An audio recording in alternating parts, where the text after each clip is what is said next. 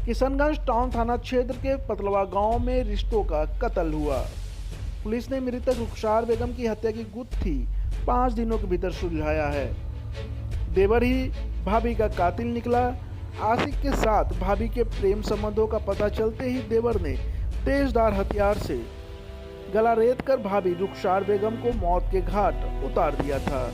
बाद में साक्ष्य छुपाने के लिए सबको बंगाल बिहार सीमा पर फेंक दिया था।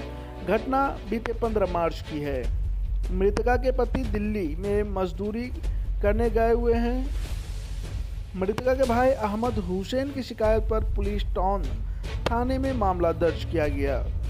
हत्यारा को चिन्हित करना पुलिस के लिए टेढ़ी खीर था। एसपी ने घटना को चुनौती स्वरूप लिया और मामले की छानबीन के लिए एसडीपीओ अनवर जावेद की नेतृत्व में एसआईटी टीम का गठन किया, जहां टीम द्वारा वैज्ञानिक तरीके से अनुसंधान के बाद मृतका के देवर आजम आलम को अपनी भाभी की हत्या के आरोप में 20 मार्च को उसके घर से गिरफ्तार कर जेल भेज दिया गया है, जबकि अन्य आरोपियों की गिरफ्तारी के लिए पुलिस छापेमारी कर रही है। हेडक्वार्टर डीएसपी ने कहा है कि मृतका के भाई की शिकायत पर थाने में प्राथमिकी दर्ज की गई थी। पुलिस द्वारा अत्याधुनिक तकनीकी का इस्तेमाल कर आरोपी को गिरफ्तार कर लिया गया है, जो पुलिस के समक्ष अपनी जुल्म कबूल किया है। उन्होंने बताया कि मामले की अनुसंधान की जा रही है। इसमें शामिल अन्य लोगों की गिरफ्तारी के लिए पुलिस छापेमारी कर रही है। साथ ही मृतका की मोबाइल फोन और हत्या में प्रयुक्त चाकू को भी पुलिस ने बरामद कर लिया है। जब्त प्रदर्श को विधि सम्मत कार्रवाई करते हुए एफएसएल पटना को भेजा जा रहा है।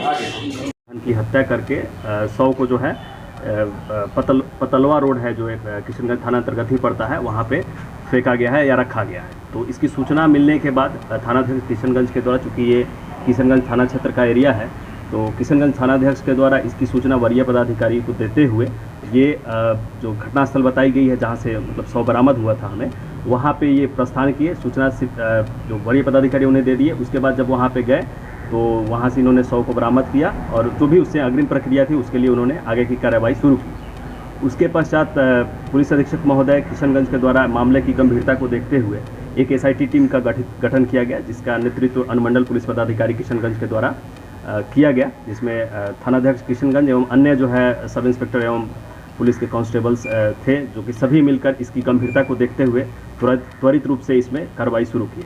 उसके बाद इन्होंने जो भी सूचना संकलन हो सकता था, जहां से भी इस बारे में जानकारी मिल सकती थी, इन सभी बिंदुओं को जांच करते हुए तथा तकनीकी सहायता को प्राप्त करते हुए 20/3 को अर्थात कल शाम में इन्हें जो है गिरफ्तार किया।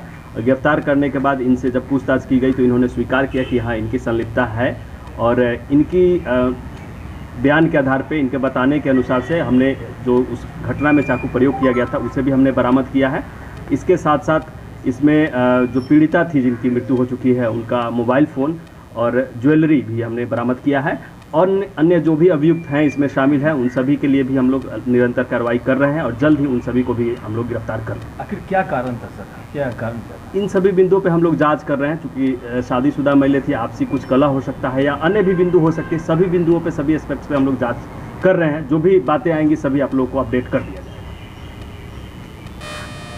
गिरफ्तारी किशनगंज थाना अंतर्गत ही हुई है, वहीं उनके गांव के आसपास हुई है, अभियुक्त के घर से ही हुई है। सूचना मिली, उसी आधार पर हम लोग वहां पर रेडी किए थे। तो इसका गिरफ्तार डायरेक्ट अपनी संलिप्तता स्वीकार भी किए हैं, जिन्होंने अपना बयान भी दिया है। और जो भी आगे पूछताछ होगी उसमें जो बातें आएंगी, जो भी इसमें शामिल होंगे, सभी पे हम लोग अग्रिम कार्रवाई करेंगे। इसमें कितने लोग शामिल होने के बाद सामने आई अब तक? अभी ये पूछताछ में ही हमें पता चलेगा, पर हाँ, ये अन्य लोग भी इसमें शामिल हैं।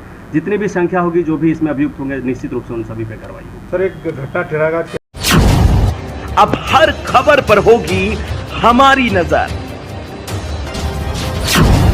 पल पल बदलती देश और दुनिया की हर खबर पाइए सीधा अपने मोबाइल पर। ऐसे ही खबरों के लिए करें से 24 लाइव को सब्सक्राइब, साथ ही साथ दिए गए बेल आइकन को भी दबाएं